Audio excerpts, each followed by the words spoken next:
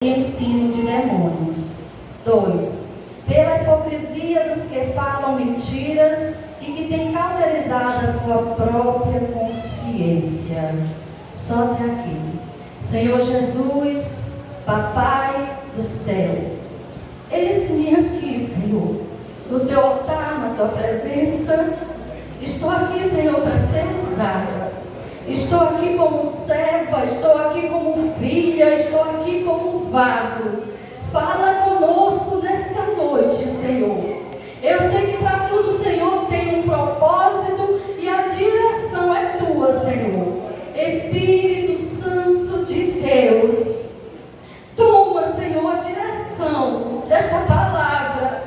Que não venha sair uma só palavra da boca da tua serva, que não venha de ti, Senhor. Ajuda-me, Senhor. Ajuda-me, Senhor. E amém. Glória a Deus. Aleluia. Irmãos, peço que tenham um pouco de paciência comigo, porque a responsabilidade aqui hoje é grande, né? O dono da festa já estava aqui quando nós chegamos, que é Jesus. Mas aqui o púlpito está cheio aqui de pregadores, ministradores da palavra de Deus, né? E nós vamos aprender junto, pastor.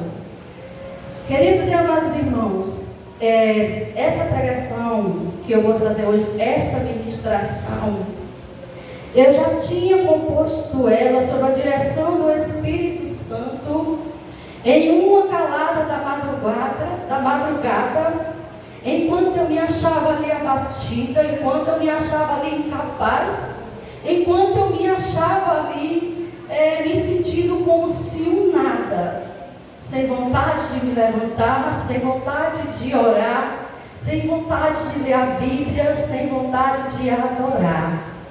Eu estava vivendo um Eliseu na caverna, mas o Espírito Santo falou comigo, e eu me levantei, eu orei, eu li a palavra, e na palavra eu formei essa mensagem. Glória a Deus e aleluia. Queridos e amados irmãos, antes de trazer a mensagem para a igreja do Senhor, a minha primeira ouvinte sou eu, depois a Carmen.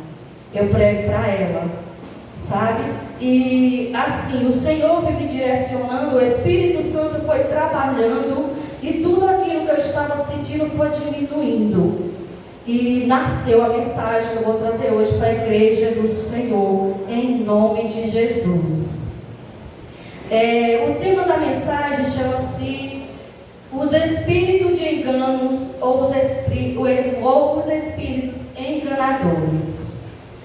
Olha, irmãos, quando nós lemos esse texto que a gente leu aqui em Timóteo, no capítulo 4, versículo 1 e 2, nós podemos ver a profundidade que o apóstolo Paulo escreve ao jovem Timóteo, que nos últimos dias muitos iriam esfriar na fé, que nos últimos dias muitos iriam abandonar a fé, dando ouvido a espíritos enganadores.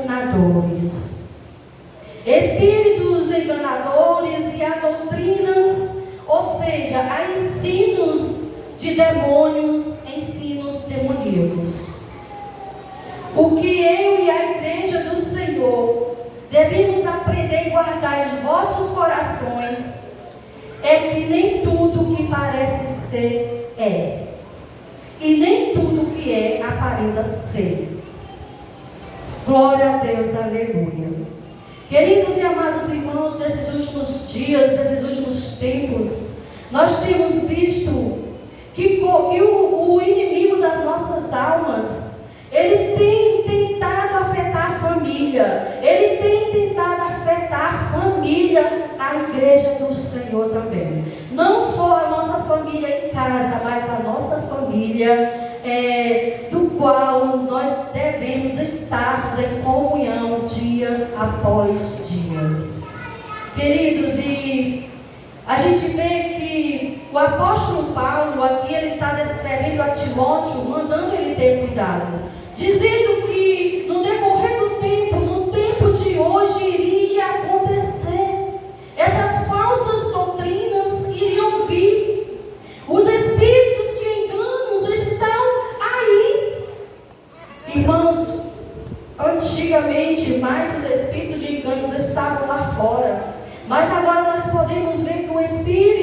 de engano penetrou na igreja do Senhor, no templo do Senhor, e está no nosso meio. Glória a Deus, aleluia. Irmão, muitas pessoas são enganadas, até mesmo dentro da igreja. Muitas vezes o espírito de engano nos pega pela nossa distração. Porque a maioria das vezes hoje nós somos afetados meramente pela distração. Estamos na igreja, mas não estamos na vigilância. E aí até oramos, mas não vigiamos. E muitas vezes nós somos acometidos pelo espírito de distração, pelo espírito de engano. Porque aqui, irmãos, o que eu tenho para dizer para a igreja do Senhor, que a mentira, ao chegar na igreja, ela não vai ser aceita. Mas agora o inimigo das nossas almas, com a astúcia dele, com a malícia dele, com a sabedoria dele, porque ele é esperto, ele vai pegar a mentira e ele vai fazer o que com essa mentira? Ele vai pegar as roupas da verdade e agora vai vestir na mentira e vai fazer com que a mentira aparentemente entre dentro da igreja disfarçada de verdade. Louvado é o nome do Senhor. E nós que olhamos agora com os olhos naturais, não podemos ver que a mentira está ali camuflada com as roupas da verdade. Porque se nós olharmos com o olhar natural, nós vamos ver só o exterior. Mas o que o Espírito Santo de Deus chama eu e a igreja do Senhor é se voltarmos para Deus, vigiarmos e pedirmos a direção, pedirmos a visão do Espírito Santo de Deus. Porque só a partir daí, pastor, é que nós vamos conhecer também o interior. Muitas vezes, queridos e amados irmãos, nós somos enganados por falsas doutrinas, enganadas por mensagens de pregadores que não têm compromisso com a palavra. Irmão, que é necessário para que eu não seja enganado? Se deleita na palavra, vai buscar todas as tuas respostas na palavra, lê a palavra, come a palavra, ingere a palavra, se alimenta da palavra. Glória a Deus, aleluia. Porque só assim, irmãos, nós não vamos ser enganados. Porque muitas vezes nós vemos pregadores, vemos mensageiros, vemos adoradores louvando, estão em cima do púlpito louvando, estão em cima do púlpito pregando, e muitas vezes nós somos engordados pelos dons.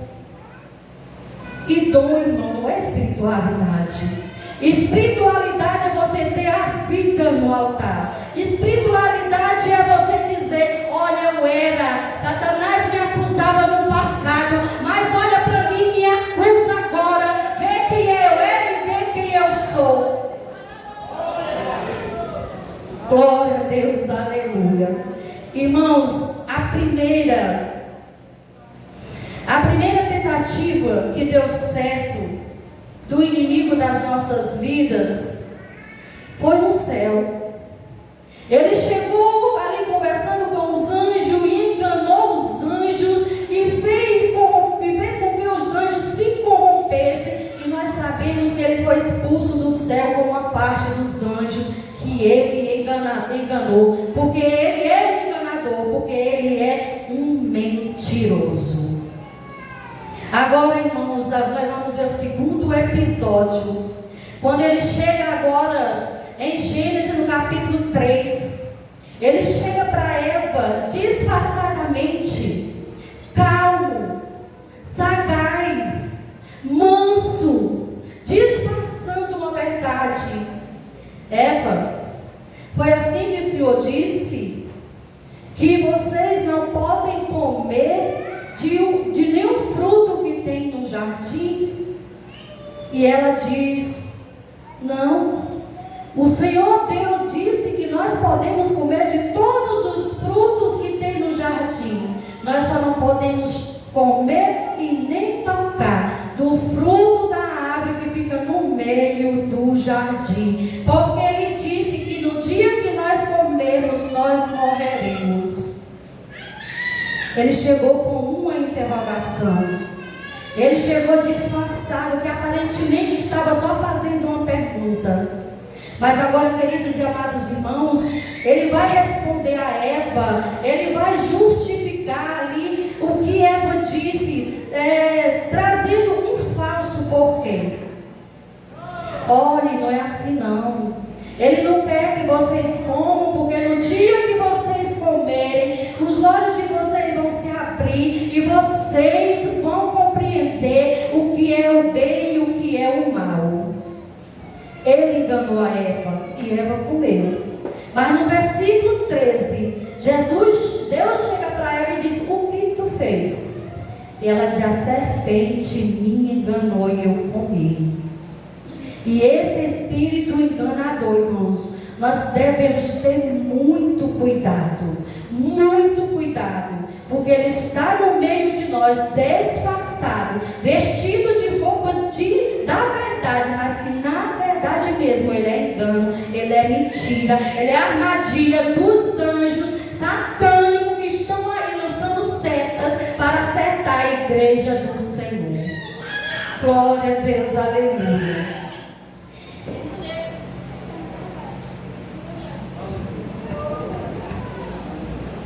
Glória a Deus, aleluia. Mas, irmãos, o que nós podemos observar é que o inimigo, ele não chega para tentar a mim e a você caracterizado de rabo e chifre, não. Ele chega usando alguém, ou usando coisas, ou até animais, como ele usou a cobra para enganar a Eva. A cobra era Satanás? Não. Era Satanás usando a cobra. Ela era um animal, foi Deus quem criou, né?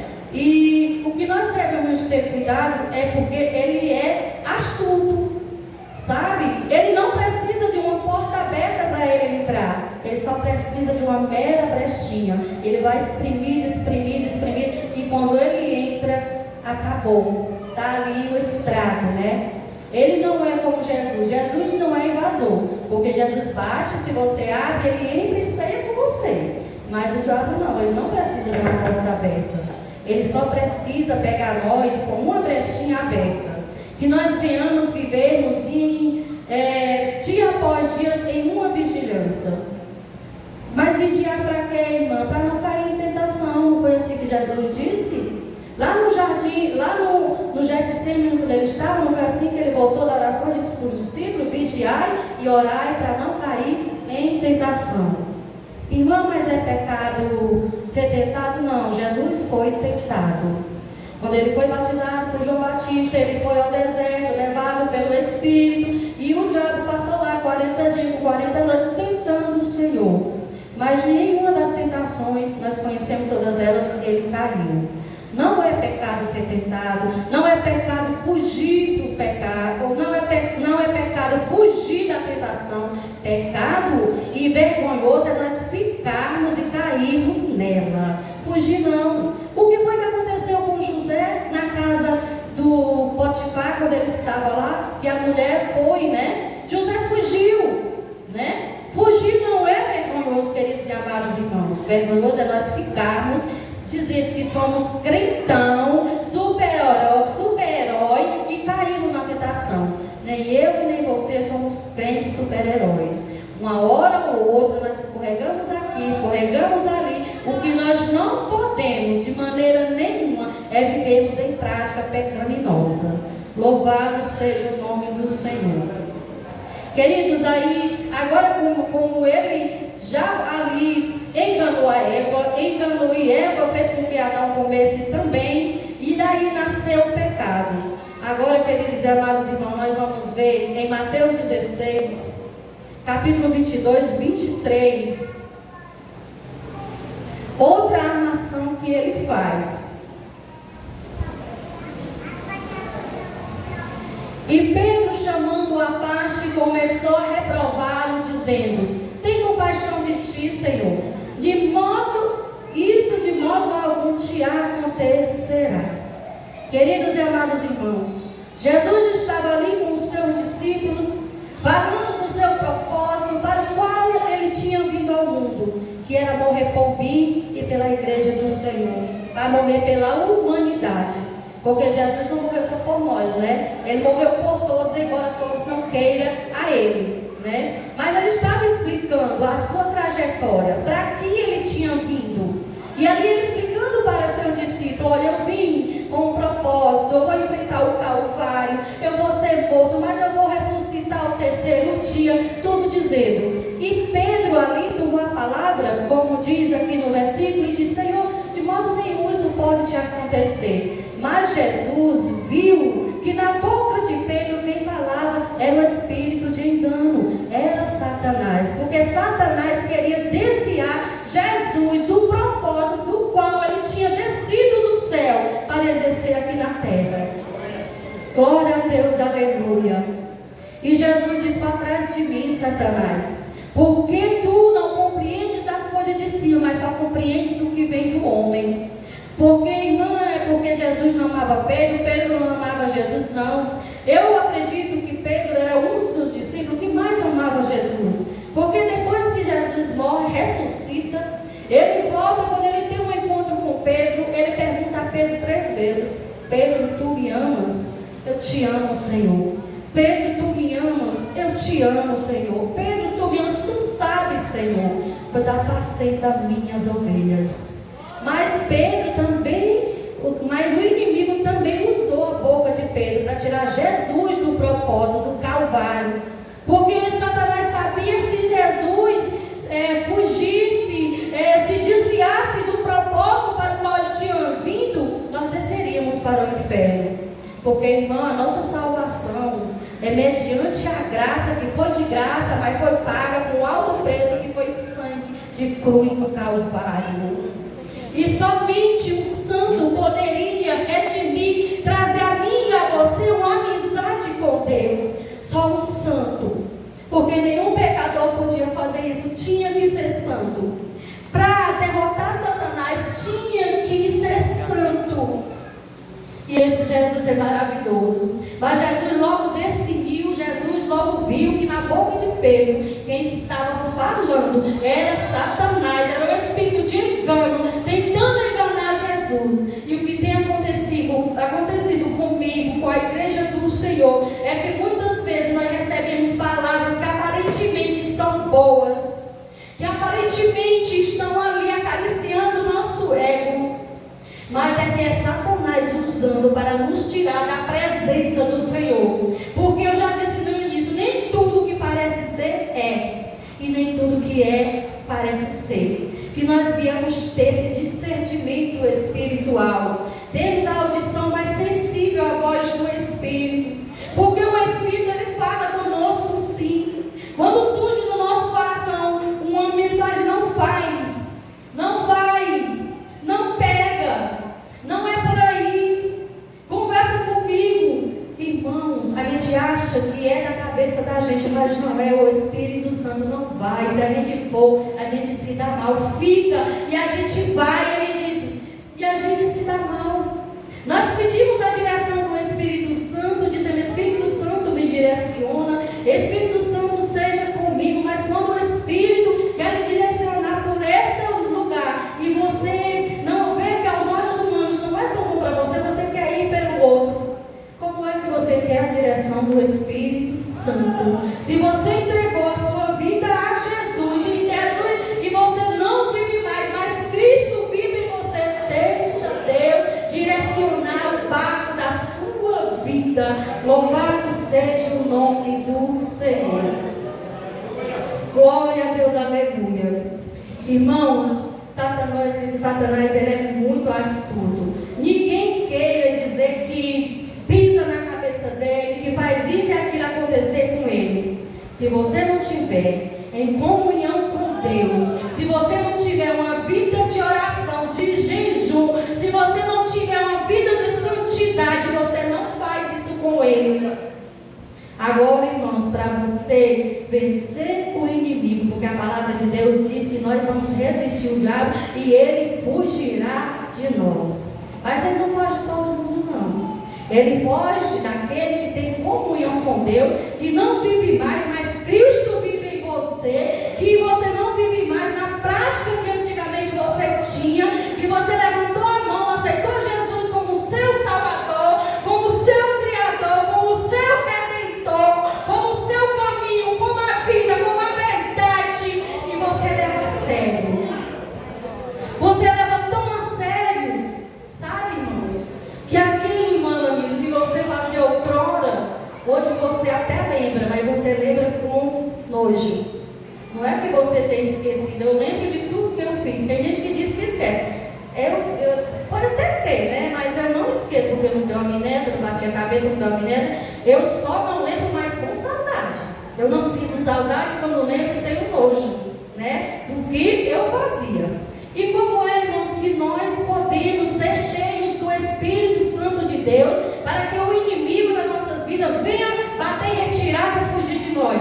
Te encher da palavra de Deus, viver a palavra de Deus, ter uma vida de santificação.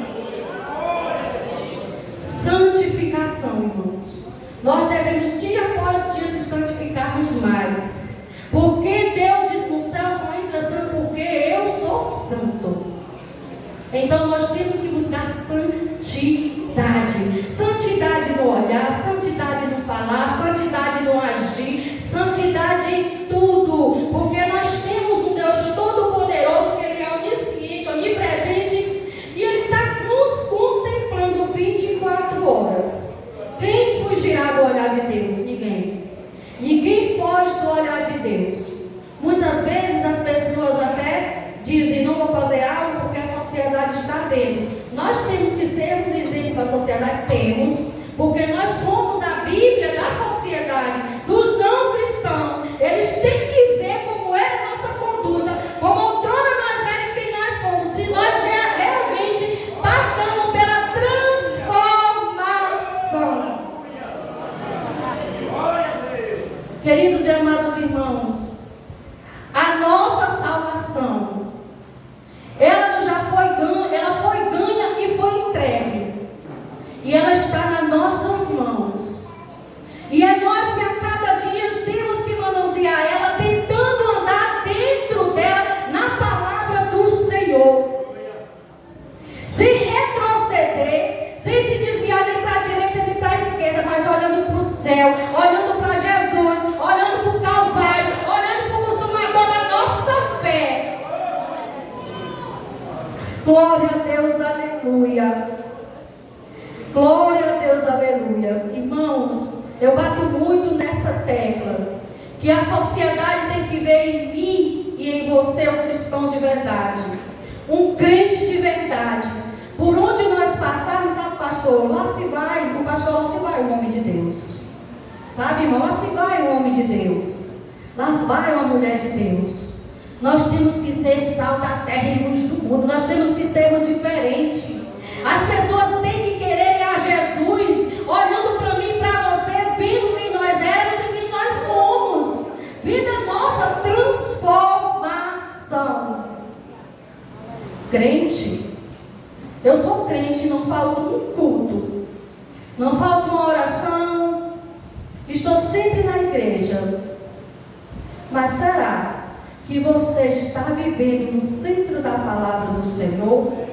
Porque a aparência não leva ninguém à eternidade, né? Eu já falei, existem muitos vestidos com roupa de crente, com Bíblia de crente, louvando como crente, pregando como crente, mas que são enganadores, são falsos profetas, e o Senhor está vendo. E nós que estamos trazendo a mensagem do Senhor, nós temos que pedir a direção do Espírito Santo, a ousadia do Espírito Santo, que o Senhor nos capacite. Levantem homens e mulheres de Deus que ainda proclamam o verdadeiro Evangelho, que ainda diz que só Jesus é o caminho, é a verdade, é a vida, que você precisa deixar o pecado para poder morar no céu.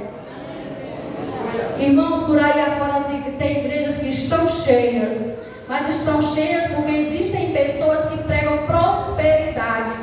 Estão cheias porque existem pessoas que dizem que você peca, mas que se você der o dízimo, você está perdoado. Não, irmãos. Não. É santificação.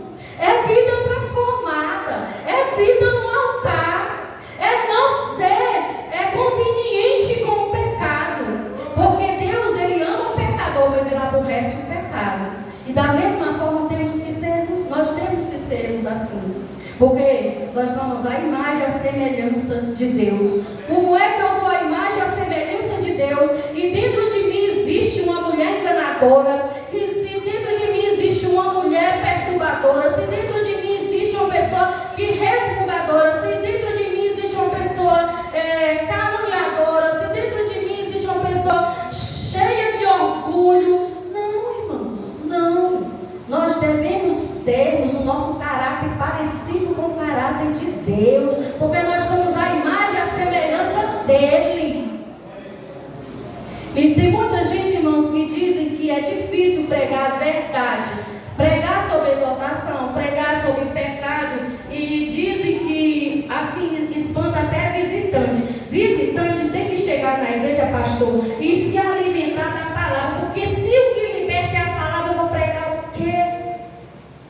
Se a Bíblia todinha fala de pecado, fala de restituição, fala de transformação, por que eu não posso pregar sobre pecado? É sobre o pecado, e é a palavra que vai libertar, é a palavra que vai transformar, é a palavra que vai trazer renovo, é a palavra que vai restaurar, é a palavra que vai fazer com que você dia após dia se santifique mais.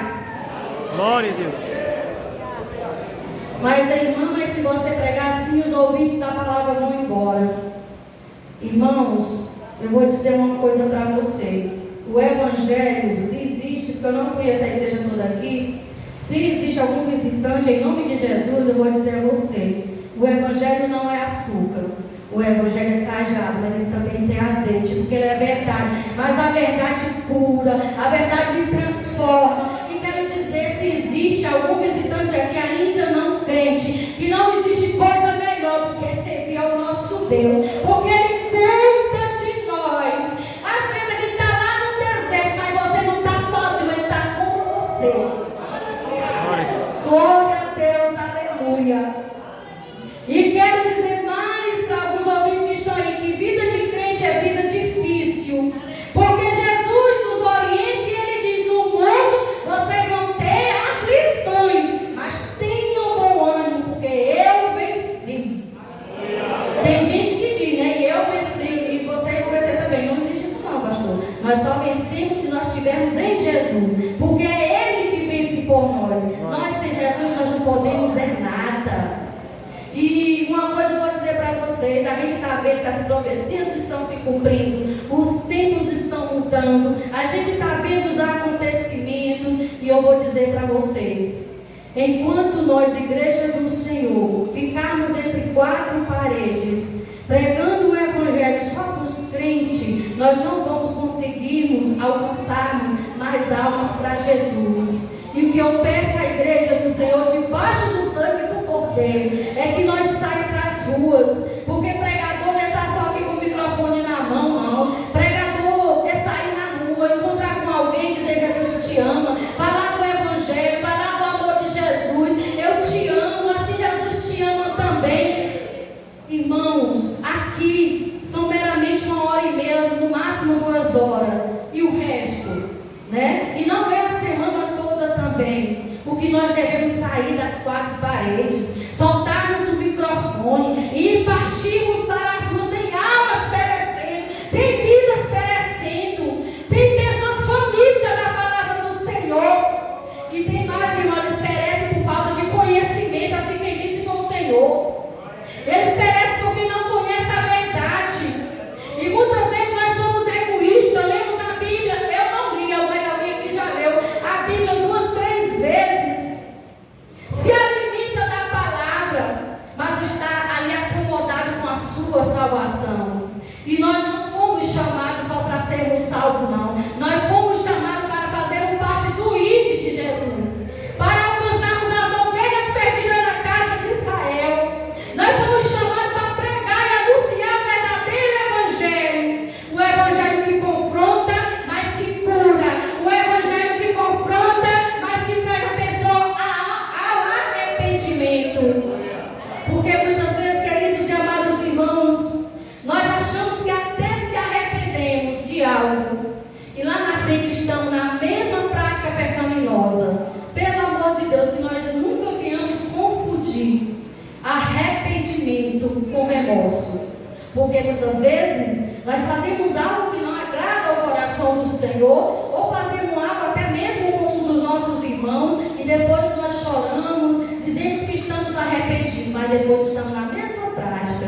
Não foi arrependimento, e Deus não se deixa escarnecer. Ele sabe, quem tem o coração contrito, e quando o arrependimento é genuíno, é verdadeiro. Remorso não funciona para Deus. Lágrima de crocodilo não funciona para Deus. Ele quer um coração contrito, quebrantado, arrependido. Porque como é que vai ter perdão se não houver arrependimento? O nosso Deus é um Deus cheio de misericórdia. O nosso Deus é um Deus perdoador. Não tem limite para Ele perdoar. Não tem pecado grande nem pequeno que Ele não possa perdoar. Ele perdoa. Mas para haver perdão precisa haver arrependimento. Glória a Deus, aleluia. Sabe por quê, irmãos? Lá em Provérbios, só um minuto. Provérbio 28, 13. Vamos ver o que a palavra do Senhor diz, já para me encerrar aqui, ó. O que encobre as suas transgressões jamais prosperará, mas o que as confessa e deixa alcançará misericórdia. Glória a Deus, aleluia. Queridos e amados irmãos, tem gente que diz que a misericórdia de Deus é para todos. Não. A misericórdia de Deus é para quem confessa, mas é só para quem confessa? Não, é para quem confessa e abandona. Não é só confessar, não, tem que abandonar para poder alcançar a misericórdia.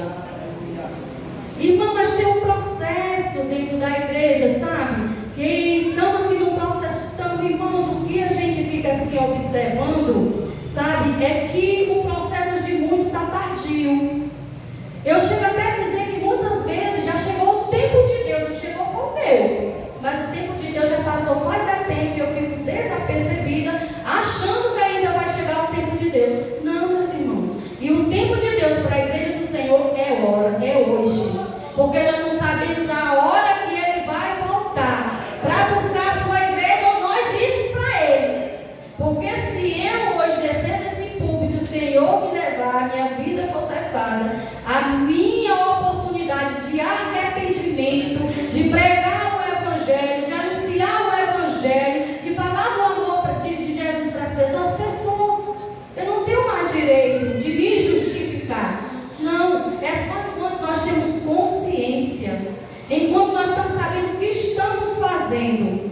Queridos e amados irmãos, que nós venhamos ficarmos bem atento a esses espíritos que muitas vezes ficam ali conosco dentro da igreja no comodismo. A gente dá glória a Deus, a gente louva, mas no altar, como é que está a sua vida? E eu não falo estar aqui em cima do altar, não. Quando eu falo no altar, eu falo nós somos o altar do Senhor. Nós somos o sacrifício vivo do Senhor. Como está o nosso sacrifício ao Senhor? Como está o nosso altar ao Senhor? Né? O pastor não sabe, a irmã Denise não sabe, eu não sei, mas o Senhor sabe. Porque Ele vê o oculto, porque Ele vê todas as coisas. Será que vale a pena, irmãos? Naquele grande dia nós seja bem-vindo às bordas do Cordeiro? Ou será que você quer trocar tudo isso por servo maldito? Afasta de mim, tu que praticais a iniquidade que eu não vos conheço. A escolha é sua, está nas suas mãos. Eu não conheço o seu coração, mas o Senhor conhece. Se existe alguma coisa para consertar, conserta hoje. Não deixa para amanhã, porque o amanhã pode não vir nem para mim nem para você. E nós podemos perder uma trajetória de vida na igreja e um dia ouvir: afasta de mim, servo maldito, que eu não vos conheço. Isso eu tenho certeza que vai ser uma frase que muitos vão se deparar diante dela, e vai ser uma frase triste, porque você passou o tempo todo dentro da igreja, participando das coisas da igreja, mas que o Senhor não habitava no seu coração. O Senhor não estava contigo, o Senhor não estava no controle, o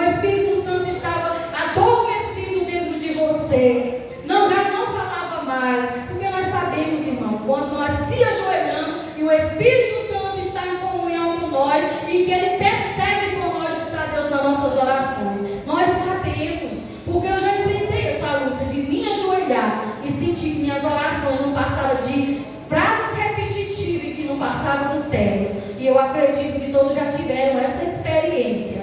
Mas a experiência mais agradável que eu e você devemos sentir é quando nós se ajoelhamos diante de uma calúnia, diante de um deserto, diante de uma dificuldade, você nem fala e o Senhor me abraça, você sente o abraço do Espírito Santo, as lágrimas rolam, mistura ali, entra na sua boca, mas você sabe que o Senhor é contigo e que você vai vencer.